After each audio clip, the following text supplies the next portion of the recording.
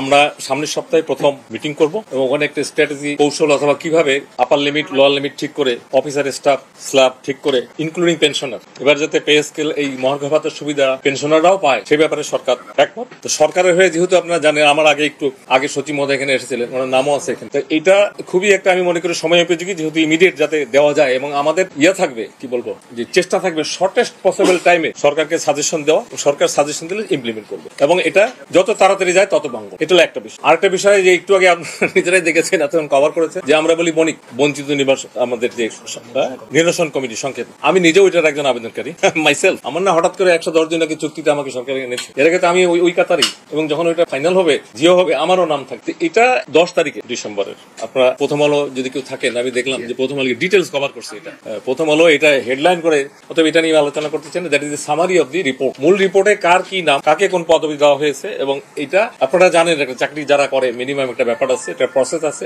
আমাদের ঊর্ধ্বতন অফিস থেকে সরকার যখন আমাদেরকে এটা পাঠিয়ে নির্দেশনা দিবে, একটা নির্দেশনা লাগে, তবে পজিটিভ, এটা অবশ্যই শর্টেস্ট পসিবল জনপ্রশাসন, আমি এটুকু বলতে পারি একদিনের মধ্যে আমরা এটা আমাদের লেভেলে উপরে যখন যাবে উইল ডু ইট। কারণ আমি নিজেই এটা একজন আবেদনকারী এবং কতজন কি পদ এগুলো তো কেউই জানি না আমরা, যেহেতু দ্যাট ইজ স্টিল সিলগালা, ওটা আসতে হবে। আমরা যারা চাকরি করি, চাকরি করেছি, চাকরি করবো, চাকরির কিছু বিধিবিধান আছে, এটা আমরা হয়তো অনেকে জানি অথবা জানি না, কিন্তু মানতে হবে। তো এর বাইরে আপনার আমার যাওয়ার কোনো সুযোগ নাই। It is a system, it is bureaucracy. তারপরে যাতে হ্যাসেল না হয়, সময় না লাগে, সংক্ষিপ্ত সময় যাতে আমরা আমাদের মন্ত্রণালয়, আমি আবারও বলছি একদিনের মধ্যে আমাদের মন্ত্রণালয় করে দেবে। প্রসেসটা হলো আমাদের উপর থেকে, এটা না এসএসবি এটা বিষয় না, ইট ইজ কমপ্লিট জটিল কিছু, এটা এসএসবির বিষয় না। এটা তো ওই যে আমাদের যে আমরা যে বিবেক কি বলি, আমরা যে মনিক কমিটি বলি, এই কমিটি যে সাজেশন দিয়েছে ডিটেলস, যারা পেয়েছে তাদের একটা মন্তব্য আছে কেন, কিভাবে সাইন্টিফিক অ্যানালিসিস, আর যারা পায়নি কেন পায়নি সেই কারণটা প্রতিটি দরখাস্তের উপর, এই জন্য এত সময় লাগে।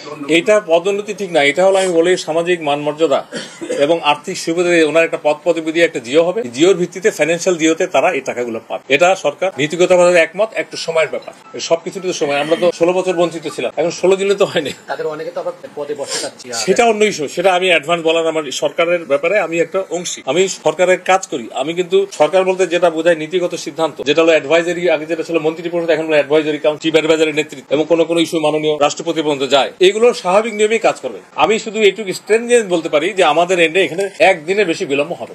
এটা কিন্তু অলরেডি আমরা অন্তত আমাদের মন্ত্রণালয় একটা ইনিশিয়েটিভ নিয়েছে, এরকম আরো সব মন্ত্রণালয় করতে পারতো, করেনি। এই জন্য পরশুদিন আমরা একটা আমাদের অনলাইন সার্কুলার দিয়েছি, অনেকে এটা আপনারা নিউজও করেছেন, 15 দিন টাইম দিয়ে সব মন্ত্রণালয়ের গ্রেড 3 এন্ড অ্যাবভ এদের দরখাস্ত প্রসেস করে সচিবের মাধ্যমে আমাদের এখানে পাঠায়। অথবা আমাদের যে কমিটিটা করা হয়েছে, এটা জমা দেওয়ার পরে যে শেষ হয়ে গেছে তা না, এই একটা 15 দিন টাইম দিচ্ছি। এই টাইম সব মন্ত্রণালয় থেকে আসলে গোসাই আমরা ওই কমিটিকে দেবো, ওখান থেকে আবার যারা বললেন যে অন্য ক্যাডার তারাও পাবে। এখন এইটা নিয়ে যেহেতু সরকারের যে টিওআর ছিল ওই কমিটিটার, এটার বাইরে আমার বলা, আমি এইটুকু বলি যে এইটুকু যদি আরো আস্তে আস্তে বাড়ে, এবং আমার ধারণা অনেক ক্ষেত্রে বাড়তেই পারে।